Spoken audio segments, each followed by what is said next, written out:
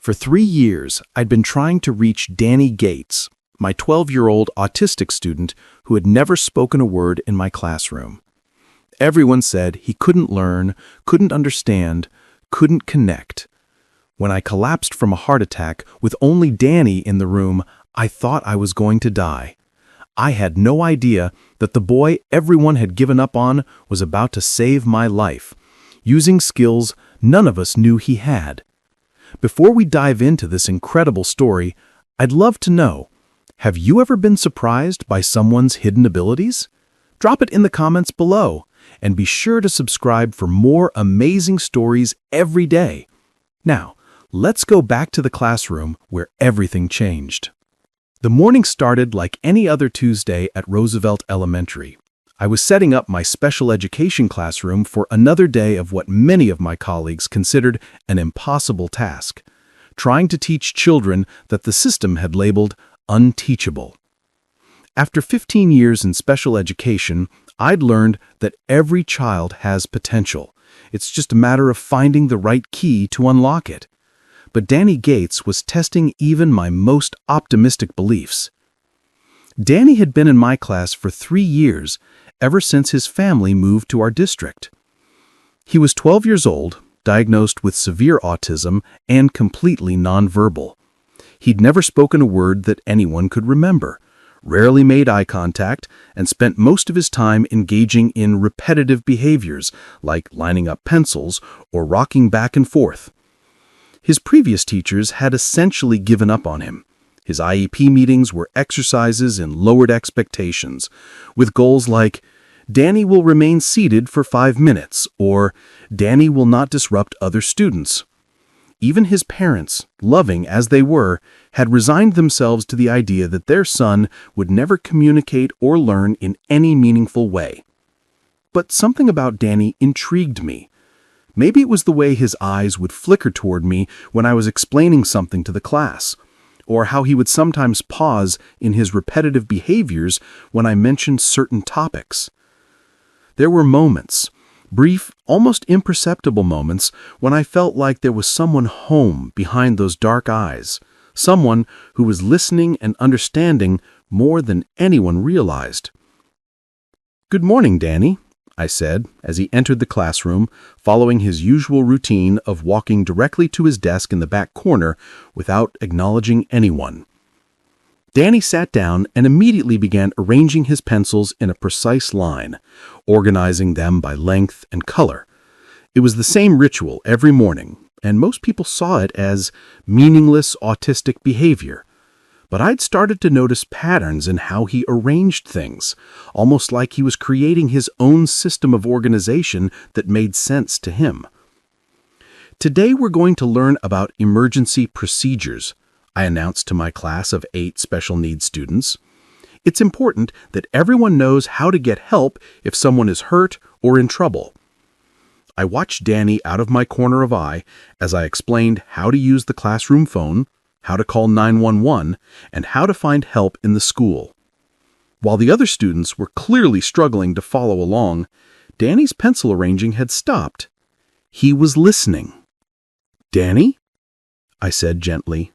"Can you show me where the phone is?" He didn't respond, didn't look up, didn't acknowledge that I had spoken, but I could have sworn I saw his eyes dart toward the phone on my desk for just a split second. "That's okay. Maybe tomorrow." This was the pattern with Danny. Tiny moments that made me think he was understanding, followed by a complete non-response that made everyone else think I was imagining things. During lunch, I sat in the faculty room with my colleague, Donna Reardon, who taught the mainstream 4th grade class next door. "How's Danny doing?" she asked, though her tone suggested she already knew the answer. "I think he's making progress," I said, knowing how that sounded. Donna gave me the look I'd gotten used to, part sympathy, part skepticism. "Michael, you've been saying that for 3 years. Maybe it's time to accept that some kids just can't be reached." "Every child can be reached," I said firmly. "We just haven't found Danny's way yet." "His way?" Michael, the kid doesn't even acknowledge that other people exist. He's never spoken a word, never followed a simple instruction, never shown any sign that he understands what's happening around him. He understands more than we think. Based on what? Your gut feeling?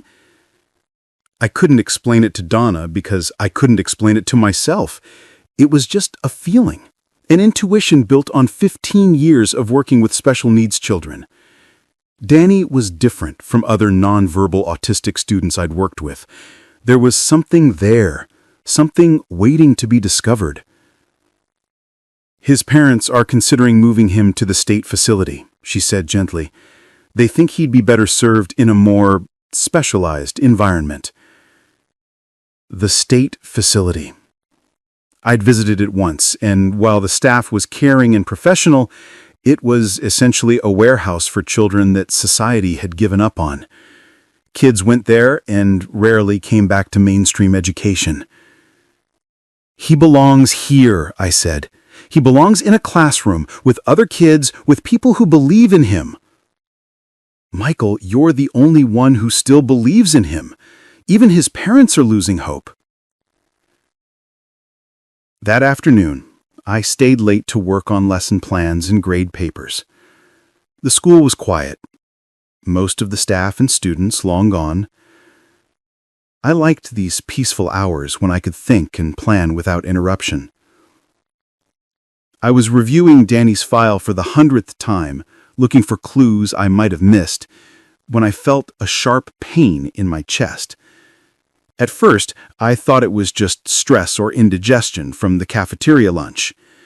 But the pain intensified, radiating down my left arm and up into my jaw. Heart attack. The realization hit me with crystal clarity even as the pain drove me to my knees. I was having a heart attack, alone in my classroom, with no one around to help me. I tried to reach for the phone on my desk, but another wave of pain sent me crashing to the floor. My vision was starting to blur, and I could feel my heart racing irregularly in my chest. I needed help, and I needed it now. That's when I remembered that Danny was still in the classroom. He'd been staying after school for the past few weeks while his mother worked late. She would pick him up around 4:30, and it was only 3:45 now.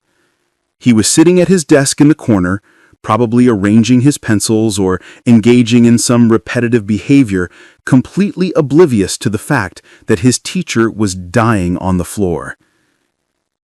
"Danny," I gasped, though I could barely get the words out. "Danny, I need help." No response. Danny continued whatever he was doing at his desk, showing no sign that he'd heard me or was even aware that something was wrong.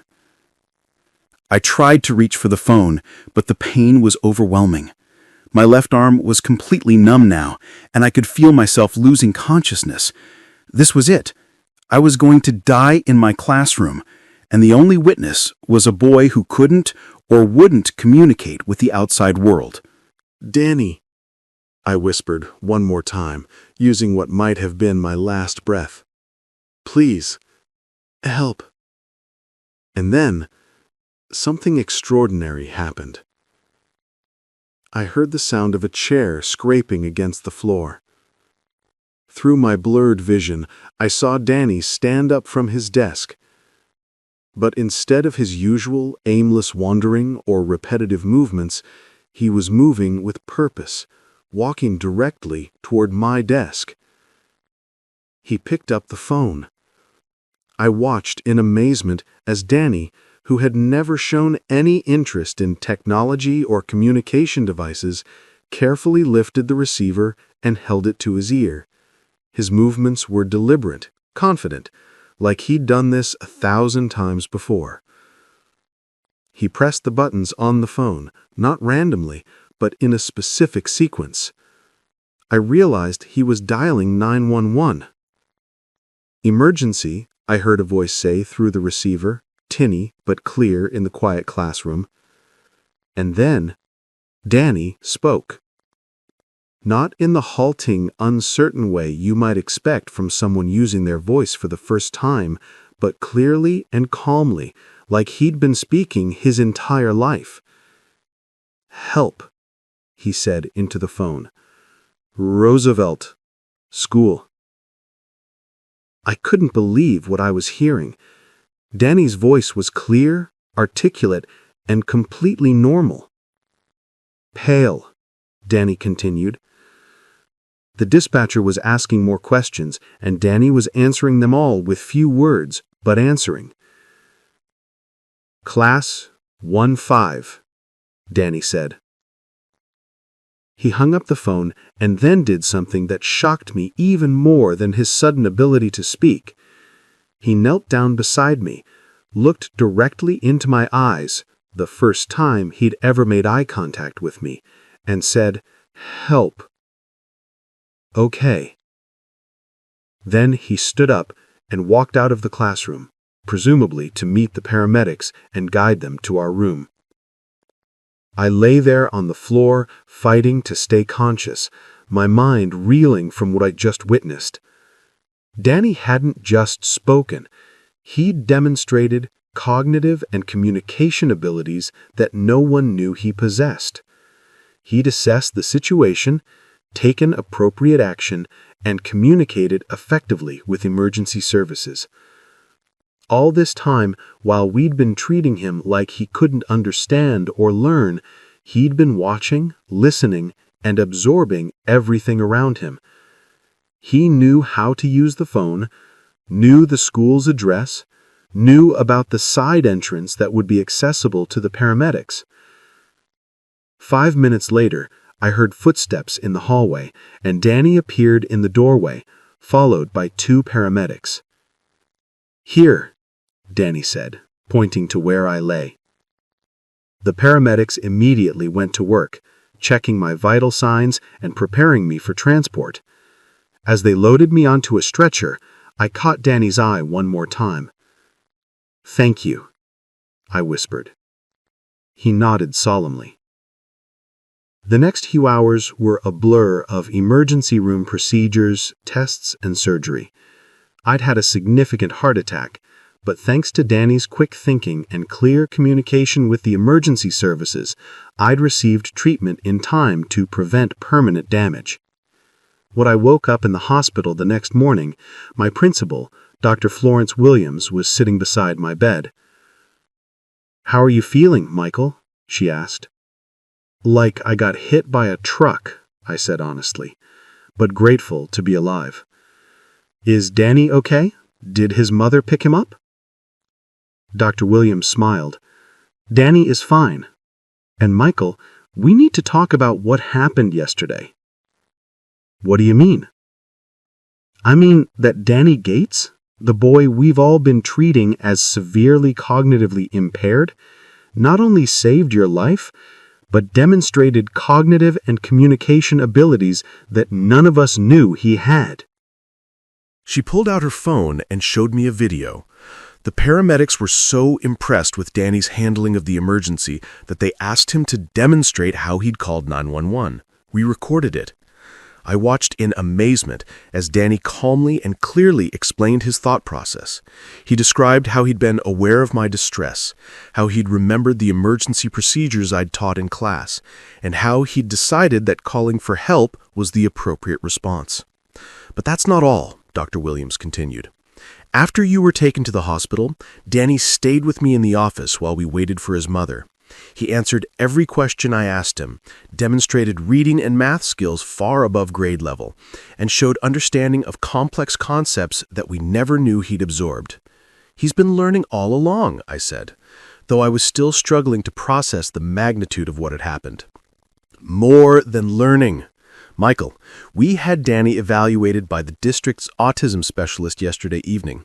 Her preliminary assessment is that Danny has been masking, deliberately hiding his abilities because of anxiety, sensory overload, or other factors we don't fully understand yet." Masking. I'd heard of it, but had never encountered it to this degree. Some autistic individuals, particularly those with high intelligence, learned to camouflage their differences by suppressing their natural behaviors and responses. In Danny's case, it seemed he'd been so overwhelmed by the social and sensory demands of the classroom that he'd essentially shut down, hiding his true capabilities behind a wall of silence. "What happens now?" I asked. "Now we completely reevaluate Danny's educational plan. We're going to provide him with alternative communication methods, sensory supports, and an academic program that matches his actual abilities rather than our assumptions about his limitations." And his parents? Are in shock but thrilled. They're meeting with the autism specialist today to learn about communication devices and strategies that might help Danny feel more comfortable expressing himself. 2 weeks later, I was back in my classroom, still recovering, but determined to return to the job I loved. Danny was there waiting for me, but everything about our interaction was different now. He was using a tablet with a communication app that allowed him to type responses and have them spoken aloud. Through this device, he was participating in class discussions, asking questions, and demonstrating knowledge that amazed everyone who worked with him. "Welcome back, Mr. Torres," the tablet said in its electronic voice as Danny typed his message. "Thank you, Danny. I'm glad to be back." He typed another message. "I'm sorry I couldn't talk to you before. It was too hard. But I was always listening." "I know you were, and I'm proud of you for finding your voice when it mattered most." Over the following months, Danny's transformation was remarkable. With the right supports and communication tools, he began to flourish academically and socially. He was moved to a mainstream classroom for most subjects with support from a special education aide who understood his needs. But perhaps more importantly, Danny's story changed how our entire school approached students with disabilities. Teachers began looking more carefully for signs of hidden potential, and we implemented new assessment methods designed to identify masking behaviors in autistic students. "You know what I learned from all this?" I told Donna Reardon one day, as we watched Danny participate in a science experiment with his mainstream classmates. "What's that?" That sometimes the students we think we're teaching are actually teaching us. Danny taught me that intelligence and communication come in many forms, and that our job as educators is to keep looking for the key that unlocks each child's potential. 6 months after the heart attack, I received an invitation to speak at a national conference on autism and education. They wanted me to share Danny's story and discuss the implications for how we identify and serve students with hidden abilities. Danny came with me to the conference. Using his communication device, he spoke to an audience of hundreds of educators, parents, and autism advocates about his experience of being trapped inside his own silence and the relief of finally being able to express himself. "I was always learning," his device said, as he typed his message to the audience. "I was always understanding. I just couldn't show you in the way you expected. Mr. Torres never gave up on me, even when everyone else did. He kept believing I had something to say, and eventually I found a way to say it." The standing ovation lasted for 5 minutes. After the conference, as Danny, his mother, and I sat in the airport waiting for our flight home, he typed a message on his tablet that he showed me privately. "Thank you for seeing me." I felt tears well up in my eyes as I read his words. "You were just waiting for the right moment to shine, Danny." A year later, Danny was thriving in his mainstream classes, using his communication device to participate fully in discussions and demonstrate his remarkable intelligence. He'd become something of a celebrity at our school, not because of his disability, but because of his incredible academic abilities and his role in changing how we thought about autism and communication. But the most meaningful moment came during our annual IEP meeting. Danny's parents, his teachers, the autism specialist, and I were all gathered around the conference table discussing his progress and goals for the following year. "Danny, is there anything you'd like to add to your educational plan?" He typed on his tablet for a long moment, then turned the screen so everyone could see his message. I want to become a special education teacher like Mr. Torres. I want to help other kids who are trapped in silence find their voices. I want to show people that being different doesn't mean being less. The room fell silent as we absorbed the profound wisdom of this 12-year-old boy who had spent years being underestimated by everyone around him. "I think that's a wonderful goal, Danny," I said, my voice thick with emotion. "And I think you're going to be an amazing teacher someday." He smiled, a real, genuine smile that lit up his entire face, and typed one more message. "I learned from the best." 5 years later, I was sitting in the same classroom where Danny had saved my life, working with a new group of special needs students. Among them was a 9-year-old girl named Maria, who hadn't spoken since starting school, who spent her days drawing elaborate pictures that no one could interpret. But I had learned something important from Danny Gates. I had learned that silence doesn't mean absence, that different doesn't mean deficient, and that every child, every single child, has something extraordinary to offer if we're patient enough to discover it. As I watched Maria carefully arrange her colored pencils in a complex pattern that probably made perfect sense to her, I smiled and said, "Good morning, Maria. I'm glad you're here." She didn't respond, didn't look up, didn't acknowledge that I'd spoken, but I could have sworn I saw her pause for just a moment in her pencil arranging, and I knew that somewhere behind those quiet eyes, someone was listening. Someone was learning. Someone was waiting for the right moment to show the world what they could do. And I would be there when that moment came, just like I'd been there for Danny. Just like someone needed to be there for every child who was waiting to be seen, to be heard, to be believed in. Because that's what teachers do. We don't give up. We don't stop believing.